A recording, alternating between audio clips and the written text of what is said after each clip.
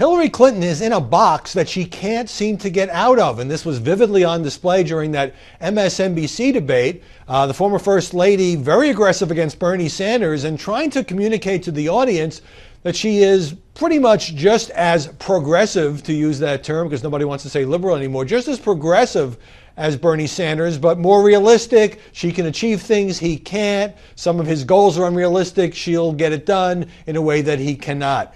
It means a muddled message, really, that could complicate things for her in a general election because she is trying to move left to win the Democratic nomination. But at the same time, she's trying to separate herself from Sanders without ticking off his supporters. And most of all, what Hillary Clinton is trying to do is to close the enthusiasm gap. I mean, whether you think that Sanders is a potential nominee or just a message candidate, you know, he is authentic and he believes what he believes. And he isn't seen as a cold, calculating politician, whether he is or not. And Hillary seems mystified, as we all are, by the fact that he's clobbering her among younger voters, something like 85 to 14%, according to the entrance polls in Iowa.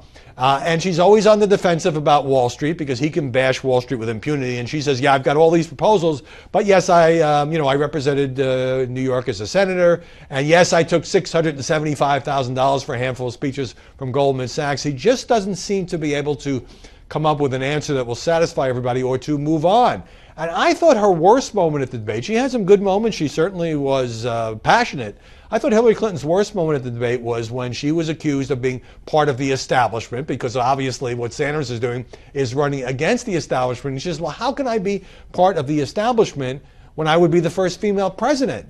It was a kind of a clumsy way to bring up the gender issue. Look, this is a woman who lived in the White House, who was part of President Obama's cabinet. Of course she's part of the establishment. And it's a very tough thing to do in a year when everybody hates the establishment to, try to point to your record and at the same time pose as some kind of outside reformer. It is just a tough thing to do.